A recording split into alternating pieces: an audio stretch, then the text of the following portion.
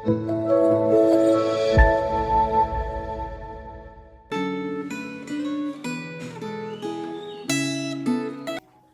saudara-saudara yang terkasih di dalam Tuhan. Kita bersyukur kalau hari ini Tuhan masih mengizinkan kita untuk dapat memasuki hari yang baru. Biarlah hari ini kita dapat menjalaninya, mengisinya sesuai dengan kebenaran firman Tuhan. Mari sebelum kita akan membaca dan merefleksikan firman Tuhan, kita masuk di dalam doa. Tuhan, kami bersyukur kalau hari ini Tuhan masih mengizinkan kami boleh bangun dengan tubuh yang sehat. Bahkan kami memiliki kerinduan Tuhan untuk dapat kembali membaca dan merenungkan firman Tuhan. Biarlah firman Tuhan boleh menuntun kami untuk kami boleh menjalani hari ini sesuai dengan kebenaran firman Tuhan. Hanya di dalam nama Tuhan Yesus kami telah berdoa. Amin. Saudara-saudara, refleksi Gema hari ini terambil dari Nahum 3 dengan tema penghukuman atas Niniwe. Celakalah kota penumpah darah itu, seluruhnya dusta belaka, penuh dengan perampasan dan tidak henti-hentinya penerkaman. Dengar lecut cambuk dan derak-derik roda. Dengar kuda lari menderap dan kereta meloncat-loncat. Pasukan berkuda menyerang, pedang bernyala-nyala dan tombak berkilat-kilat. Banyak yang mati terbunuh dan bangkai bertimbun-timbun. Tidak habis-habisnya mayat-mayat. Orang tersandung jatuh pada mayat-mayat. Semuanya karena banyaknya persundalan si perempuan sundal yang cantik parasnya dan ahli dalam sihir, yang memperdayakan bangsa-bangsa dengan persundalannya dan kaum-kaum dengan sihirnya. Lihat, aku akan menjadi lawanmu, demikianlah firman Tuhan semesta alam. Aku akan mengangkat ujung kainmu sampai ke mukamu dan akan memperlihatkan auratmu kepada bangsa-bangsa dan kemaluanmu kepada kerajaan-kerajaan. Aku akan melemparkan barang keji ke atasmu, akan menghina engkau dan akan membuat engkau menjadi tontonan. Maka semua orang yang melihat engkau akan lari meninggalkan engkau serta berkata, Niniwe sudah rusak, siapakah yang meratapi dia? Dari manakah aku akan mencari penghibur-penghibur untuk dia? Saudara-saudara, bangsa Asyur memiliki pasukan yang tangkas dengan perlengkapan perang yang sangat memadai untuk menaklukkan musuh. Mereka memiliki kepercayaan diri yang tinggi dan berhasil mengalahkan kota demi kota dan wilayah demi wilayah.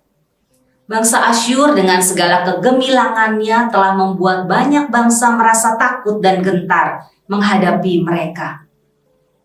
Ketika Nabi Yunus menyampaikan teguran Allah, bangsa Asyur merendahkan diri di hadapan Allah. Dan kita dapat melihatnya di dalam Yunus ketiga. Akan tetapi kurang lebih 1 abad kemudian mereka kembali melakukan kekejian. Mungkin keberhasilan mengalahkan musuh dan menambah kekayaan melalui barang jarahan serta kejayaan yang membuat mereka ditakuti oleh bangsa-bangsa lain membuat mereka lupa akan pertobatan yang pernah dilakukan oleh leluhur bangsa mereka. Sebagai akibatnya, Allah menjadi lawan bagi mereka. Asyur sama sekali tidak berdaya. Mereka dipermalukan di hadapan bangsa-bangsa dan mereka menjadi olok-olokan. Para pemimpin Asyur tidak memimpin bangsa itu ke arah yang benar, sehingga mereka mengalami kehancuran total. Saudara-saudara, walaupun kita bukan orang Asyur, kita tidak pernah memerangi bangsa-bangsa lain. Dan kita tidak pernah berlaku kejam secara fisik terhadap orang lain. Namun bisa saja kita melakukan kejahatan dalam bentuk yang berbeda. Oleh karena itu, kita tetap perlu memeriksakan diri sendiri berdasarkan perenungan terhadap apa yang dialami oleh bangsa Asyur. Apakah kita pernah berlaku tidak adil terhadap orang lain? Pada teman yang satu, sikap kita berbeda dibandingkan dengan rekan yang lain. Apakah kita pernah melontarkan perkataan yang membuat orang lain menjadi sakit hati?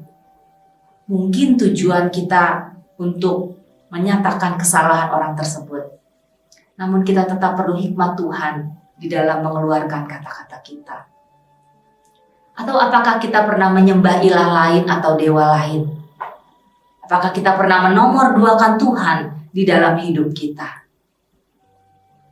Ingatlah bahwa kita bisa menghadapi godaan untuk mengutamakan uang, kuasa, prestasi, follower, dan likes di media sosial. Bahkan, kita bisa menjadi terlalu mengutamakan diri sendiri sehingga Tuhan menjadi nomor 2 dalam hidup kita. Hal-hal yang lebih diutamakan daripada Allah merupakan berhala di masa kini. Saudara-saudara, Allah itu adil dan Ia sangat membenci dosa. Oleh karena itu, bertobatlah dan marilah kita dengan sepenuh hati melakukan kehendak-Nya, sebab kita telah ditebus oleh Kristus dengan darah-Nya yang mahal. Amin. Mari kita masuk di dalam doa. Tuhan, kami bersyukur kembali Engkau boleh mengingatkan kami, bahkan Engkau menegur kami. Seringkali Tuhan, tanpa sadar kami kembali melakukan hal-hal yang menyedihkan hati Tuhan. Kami rindu Tuhan, biarlah melalui renungan firman Tuhan hari ini, kembali kami diingatkan untuk kami boleh selalu belajar hidup sesuai dengan kehendak Tuhan.